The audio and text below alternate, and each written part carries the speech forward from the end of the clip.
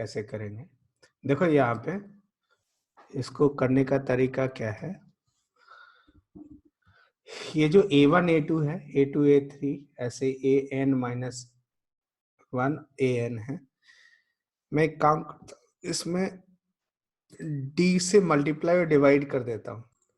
क्या करूंगा, d से मल्टीप्लाई और डिवाइड कर दूंगा तो कितना आ जाएगा, 1/d,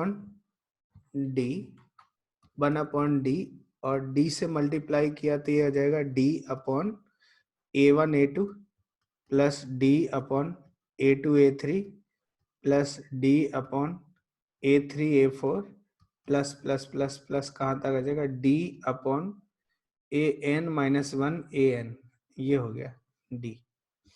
अच्छा ऐसा क्यों किया कि d से मल्टीप्लाई कर दिया, वो इसलिए क्योंकि ये d को हम क्या लिख सकते हैं, क्या हम a2 माइनस a1 लिख सकते हैं अपॉन a1 a2। अच्छा उस इस d को लिखूंगा a3 minus a2, a3 minus a2 ये d होता है, a2 a3 हो गया, प्लस ये d हो जाएगा a4 minus a3 upon a3 a4 हो गया। ऐसे ही ये वाला जो d है इसको क्या लिखेंगे, an minus 1 upon an minus 1 an, ऐसा हो गया। क्लियर। और ये कितना आ जाएगा, 1/d, और देखो इसको इससे डिवाइड कर दें तो कितना आ जाएगा, 1/a1 माइनस 1/a2 प्लस इसको डिवाइड करें इससे तो कितना हो जाएगा, 1/a2 माइनस 1/a3 प्लस इसको इससे डिवाइड करें तो 1/a3 माइनस 1/a4, और ऐसे चलते चलते कहाँ तक चला जाएगा, इसको इससे डिवाइड करें तो 1/an माइनस 1 माइनस 1 ये an आ जाएगा। क्या इतनी बात समझ आए। और देखो इसको ध्यान से देखो, देखो इन दोनों में से ये कट हो जाएगा, ये दोनों कट हो जाएंगे, ऐसे ये कट होते रहेंगे और कहाँ तक, ये बनेगा इस तरह से। तो अब जो आ गया है वो आ गया 1/d times 1/a1 minus 1/an, ऐसा सिचुएशन आ गया। और देखो यहाँ पे लास्ट में a1 और an के टर्म्स में ही चीजें चाहिए, इसको सिंप्लीफाई करें तो 1/d और ये क्या हो गया, an minus a1 upon a1 an, ऐसा हो गया। और देखो यहाँ पे an को क्या लिख सकते हैं, ध्यान से सुनो, यहाँ पे an का फॉर्मूला क्या होता है, a1 plus an minus 1 into D, है ना। तो an माइनस a1 की जगह क्या लिख सकते हैं, n माइनस 1 इंटू डी लिखा जा सकता है। तो ये पुट कर देते हैं यहाँ पे, an माइनस a1 इज, इसकी जगह क्या लिखेंगे हम लोग, इसकी जगह लिखेंगे n minus 1 into D upon ये d a1 an, इससे ये d से d कट हो गया और क्या हो जाएगा, n minus 1 upon a1 an। तो हो गया ये situation is equal to this हो गया। क्लियर हुआ, क्या इतनी बात समझ आई, है ना, समझ में आया क्या ये। हाँ सर। हाँ कोई सर, एक डाउट, बार लिख ले। हाँ कोई डाउट एक कोई भी यहाँ पे, राइट डाउन। नेक्स्ट हेडिंग लिखो, अर्थमेटिक मीन,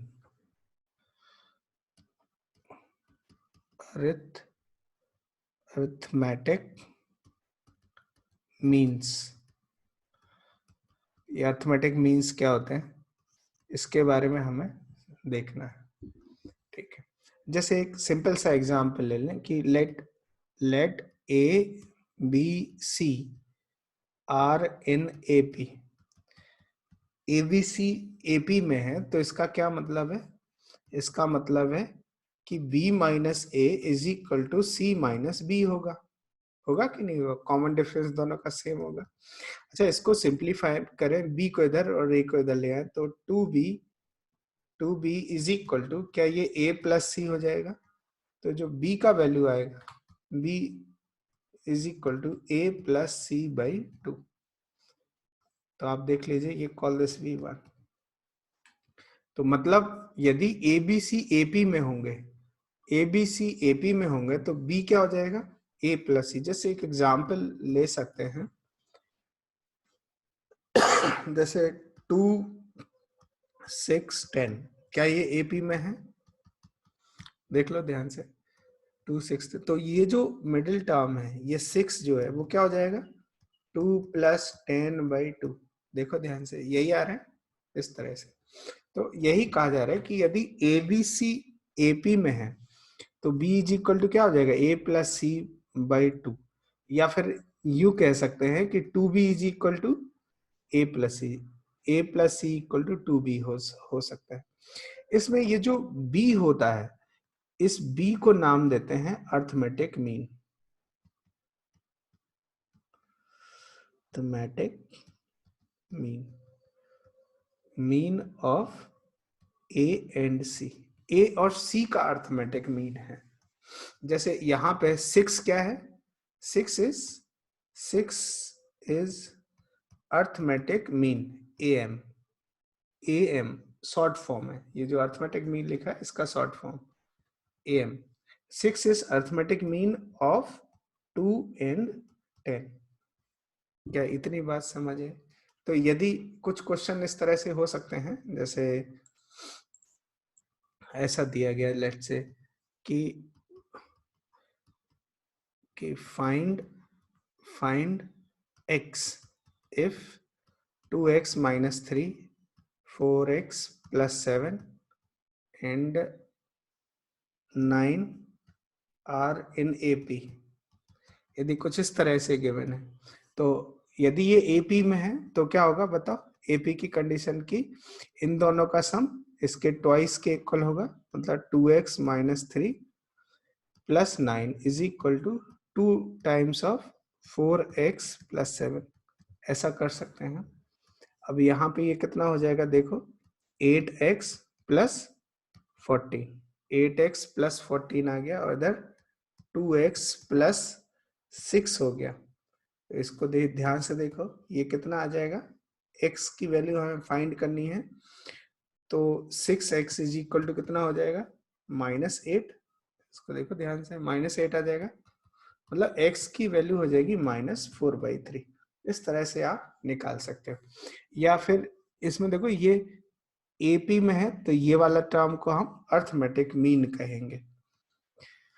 सो ये कंडीशन आप याद कर लीजिए कि if A B C are in AP, यदि ये एपी में है तो इसका मतलब है कि a+c is equal to 2b होगा। ये कंडीशन आप लगा सकते हो। एपी की कंडीशन है कि यदि A B C are in AP तो a+c is equal to 2b होगा। क्या इतनी बात क्लियर हुई? अब मैं एक क्वेश्चन करता हूं आपसे कि इंसर्ट क्वेश्चन लिखो। बाय द वे, ये क्वेश्चन के थ्रू आपको समझाते हैं। क्वेश्चन है, insert 5 numbers in between 2 and 20 such that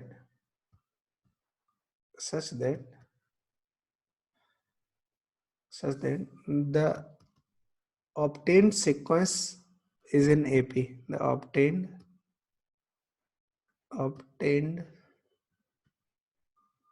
sequence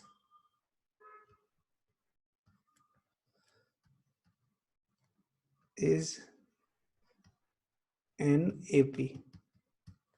मतलब समझ आया क्या? कहने का मतलब कि आप 5 नंबर इंसर्ट करो 2 और 20 के बीच में, ऐसे इंसर्ट करो कि जो सीक्वेंस बने वो एपी बने। जैसे एक एग्जांपल मैंने 2 ले लिया, फिर 5 नंबर को मैं ऐसे लिख दूं, A1 A2 A3 A4 A5 और फिर लिख देता हूं 20। मतलब हमने 2 और 20 के बीच में 5 नंबर ऐसे इंसर्ट करना है कि ये जो सीक्वेंस है वो एपी में बन जाए। एपी, जल्दी से आंसर करो। A1 A2 A3 ये सब क्या होंगे? सोच के बताओ, है ना? क्या करेंगे? करेंगे क्या इसमें, ये देखो 5 टर्म आपने इंसर्ट किए तो 20 कितने वा टर्म हो जाएगा, 1 2 3 4 5 6 7 सेवेंथ टर्म होगा कि नहीं। 20 इज इक्वल टू T7 हो गया, AP का T7, और इसका एक ए मतलब फर्स्ट टर्म क्या हो गया, 2 ले लिया, तो T7 का फॉर्मूला क्या हो जाएगा, A प्लस 6D, और ए मतलब 2 plus 6 into D is equal to कितना 20 हो गया ना ऐसे। तो अब यहाँ पे देखो 6D इज इक्वल टू 18 हो गया ये, तो D का वैल्यू 3 आ गया, you need to remember this. अच्छा D3 आ गया तो A1 क्या हो जाएगा, ध्यान से देखो A1 क्या है, A1 कैपिटल A1 क्या 2 प्लस D है, D ऐड कर देंगे तो A1 आ जाएगा ना AP में। A2 कितना हो जाएगा बताओ, A2 क्या 2 प्लस 2D, 2D ऐड करें तो A2 आ जाएगा। A3 कितना हो जाएगा 2 प्लस 3D, ऐसे ही A4 और A5, A4 कितना हो जाएगा 2 प्लस 4D, और A5 कितना हो जाएगा 2 प्लस 5D, ऐसे सिचुएशन है। तो अब आप देख लीजिए D हमें 3 मिल गया, तो 2 प्लस 3, 2 प्लस 3 ये 5 हो जाएगा, 2 प्लस 6D, सॉरी D की जगह 3 रखेंगे तो 6 प्लस 2 8 हो गया, और यहाँ पे देखो 9 प्लस 2 11, और ऐसे ही आप 3 3 ऐड करते जाइए तो ये कितना आ जाएगा 12 प्लस 2 14, और 15 प्लस 2 17। समझ आया ना इस तरह से। अब देखो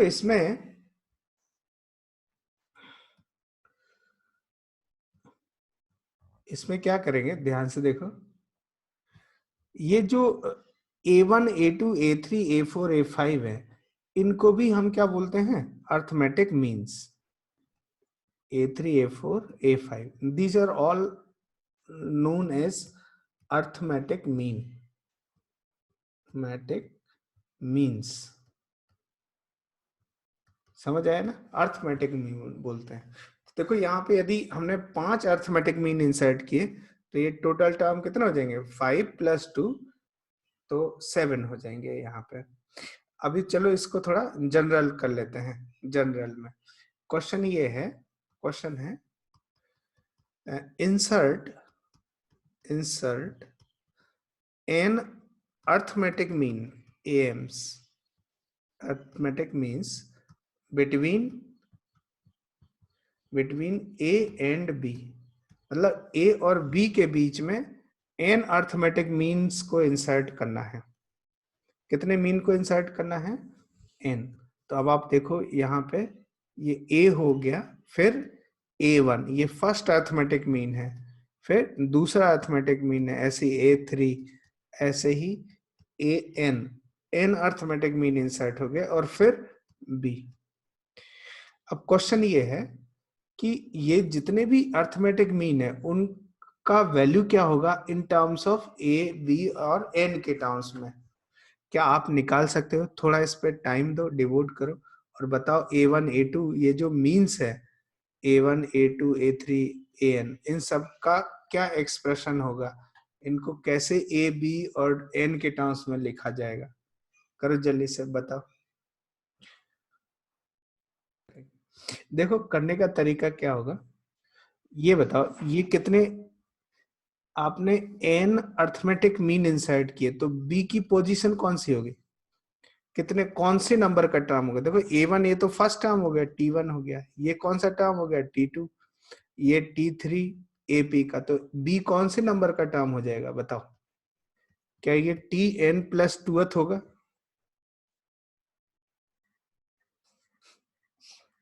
अरे कैसे पता चेक करोगे कि Tn प्लस 2th टर्म है, देखो n ये है, n टर्म्स ये है, तो ये n प्लस 1 हो गया और ये n प्लस 2th टर्म हो गया, ऐसे सोच सकते हो आप। तो यदि ये Tn प्लस 2th टर्म है तो Tn प्लस 2 का फॉर्मूला क्या हो जाएगा, a plus n plus 2 minus 1 into D, होगा कि नहीं होगा। और ये a T N plus two कितना हो जाएगा, B is equal to A plus ये N plus one into D आएगा कि नहीं आएगा। मतलब कि डी का जो वैल्यू है वो कितना हो जाएगा, B minus A upon N plus one.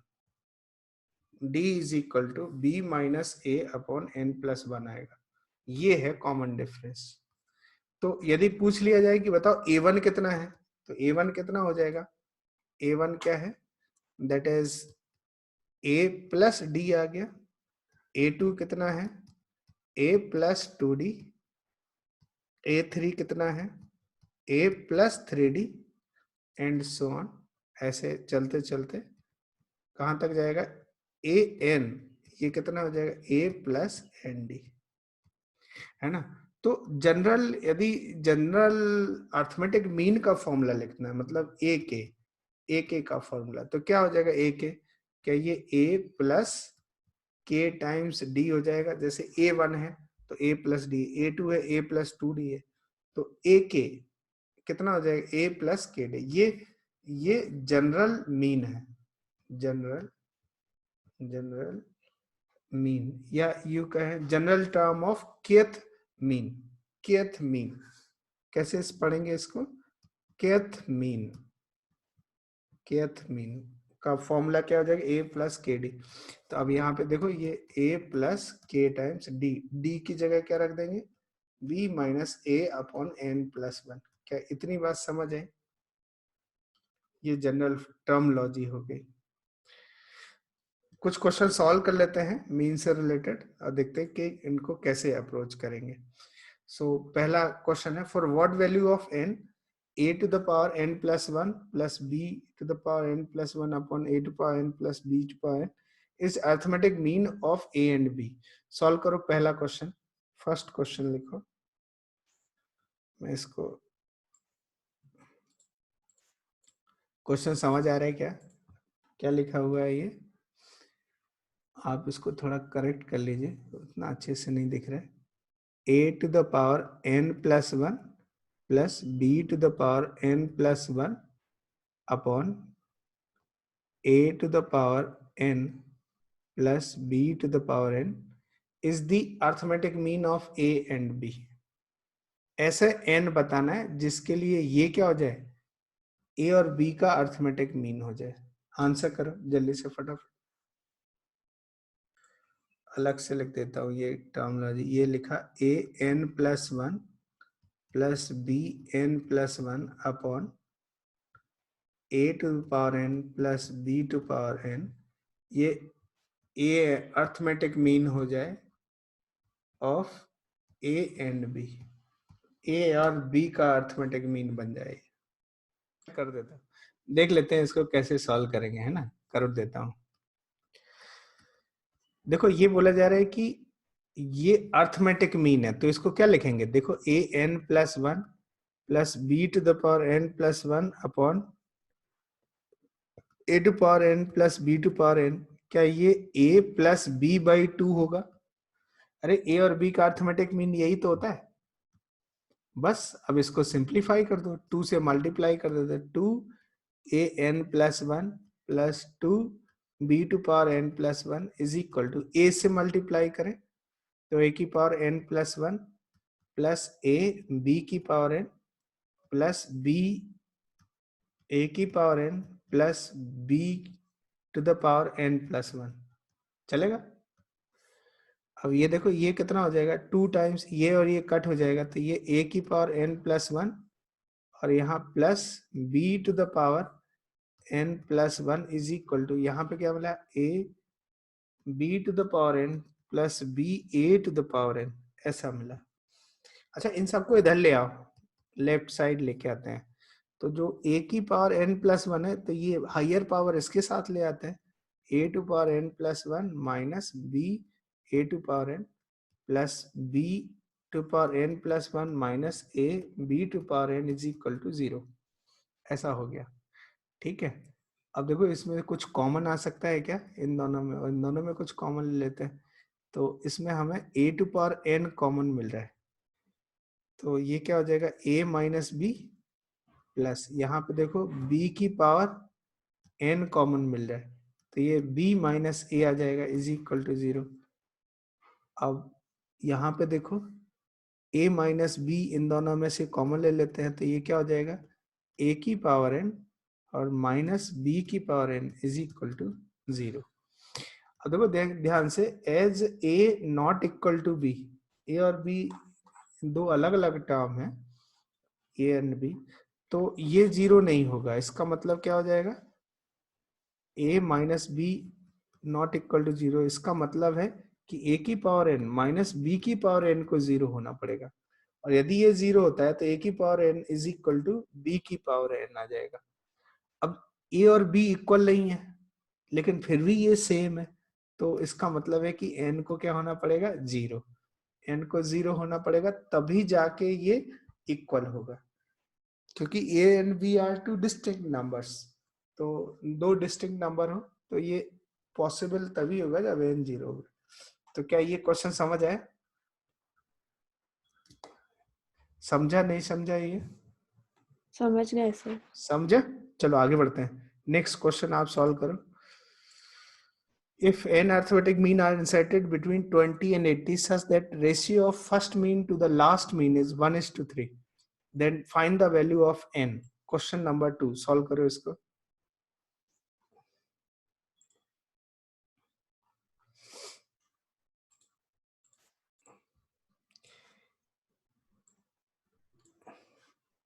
If n arithmetic mean are inserted between 20 and 80 such that the ratio of first mean to the last mean is 1:3, then find the value of n. तो n का value बताना है। ये 1:3 है, थोड़ा इसमें correct कर देता हूँ। क्वेश्चन समझ आ रहा है? ये 20 है, ये 80 है, such that ratio first mean to the last mean is 1:3, 1:3 है। Find the value of n, n का वैल्यू आपको बताना है।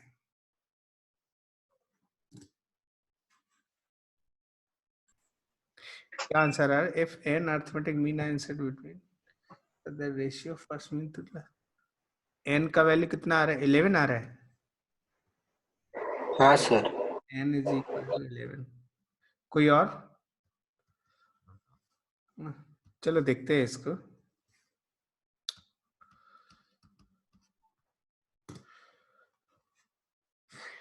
रेती मतलब रेवती कितना है? गौरव, अवनी 11 ही आया है 11 आया, 11। शांतम कितना आया? सर 11। 11 आ रहा है? अरे वाह। हाँ सर। चलो मैं भी देख लेता हूँ कितना आंसर आना है इसका। If N arithmetic mean are inserted between 20 and 80, तो ऐसे लिख सकते हैं क्या? 20 A1 A2 A3 up to कहाँ तक? AN और ये 80 एन अरिथमेटिक मीन इंसर्ट कर दिया, और ये